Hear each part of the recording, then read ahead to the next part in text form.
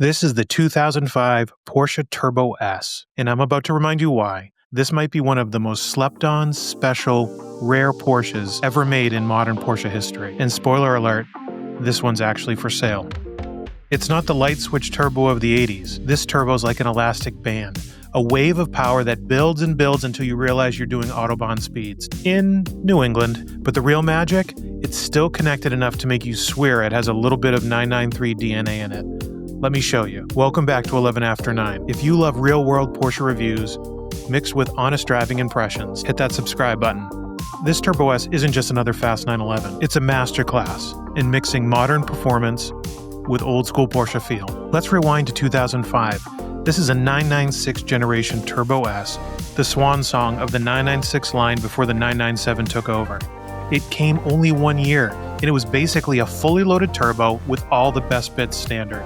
Under the deck led a 3.6-liter twin-turbo Mezger Flat 6, the same basic architecture that powered Porsche's Mans-winning GT1 race car. Also, an architecture that doesn't suffer from some of the issues of the regular 996 line, like the IMS bearing issues and bore scoring. The Turbo S takes the X50 power kit and bumps up that horsepower to roughly 450 horsepower or 457 pound-feet of torque. This car actually has a Stage 1 tune that takes it to 505. Top speed, 190 miles an hour. 0 to 60 in 3.6 seconds. Folks, those are numbers that even today embarrass a lot of brand new sports cars. But let's talk about the Rarity. How rare are they? Porsche built over just 500 Turbo S coupes worldwide, and that's it. Manual cars were even rarer. So for collectors, that means this is one of the lowest production water-cooled 911s with a Mezger engine. And unlike a lot of limited editions, the Turbo S wasn't just about the badges, it was all about the performance. So let's talk about the driving impressions of this car. It takes the analog feel of the air-cooled cars and marries it to the refined speed, poise, and reliability of Porsches of the modern age. The steering feels analog, it's firm, but it's compliant.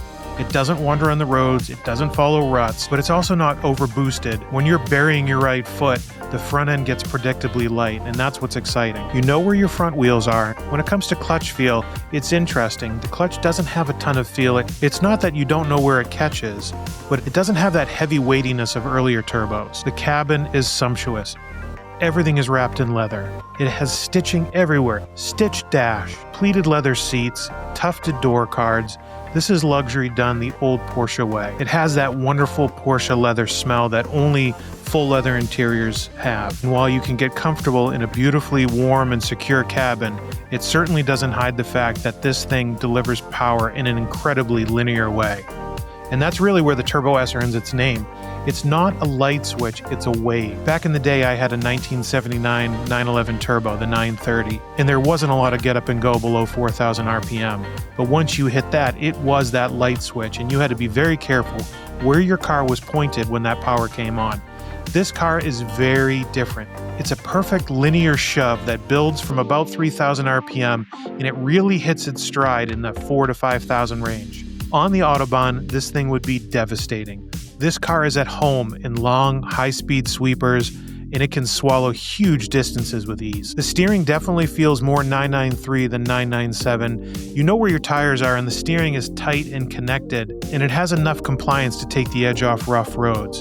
But it mutes it just enough so you can enjoy the undulations instead of fighting against them. What's fantastic is the carbon ceramic brakes aren't grabby, they're progressive. And you get a little bit of travel before they bite, but when they do, they slow you with authority. The gearbox reminds me of my old 993 from 95. It's not a rifle bolt. It feels very mechanical, it's very sure, but it has just a little bit of cotton in there. Getting back to the cabin, heated seats, rear wiper, powered wing. Porsche threw every single option in the book at this Turbo S. And even at 68,000 miles in, this car still feels tight. So let's talk about values. Here's the thing. This car has remained largely undiscovered, but like all 996s, people are starting to catch wind, and Turbo S values have been creeping up slowly. A nice, well-kept 2005 Turbo S coupe with a manual will run you anywhere from $90,000 to $130,000 right now, and I don't see them getting any cheaper. Have you seen the 996 GT3 market lately? The Mezger engine, the Rarity, and the fact that it's usable year-round make this a safe place to park your money. If you're buying, look for a complete service history, no accident damage, and check that those carbon ceramics aren't cracked. Replacements are not cheap. It just so happens that the gentleman that owns this car has it on the market for sale on the low end of that price range. And if you folks are interested in possibly purchasing it, reach out to me and I'll connect you. I can't emphasize enough what a special car this is. The 2005 Turbo S is one of those cars that doesn't have to shout about itself. It's devastatingly fast, it's incredibly usable, and it bridges two amazing Porsche eras: the analog feel of the air-cooled days with the preciseness of modern water-cooled technology. And it's easily the best 911 Turbo that you can buy for under $100,000 for now. As with all my videos, stay tuned for some unedited, real footage of me ripping around in the Vermont country roads. And please subscribe if you want more of these honest Porsche reviews. I have some amazing cars coming up and I'm excited to share them with you. And until then, keep driving.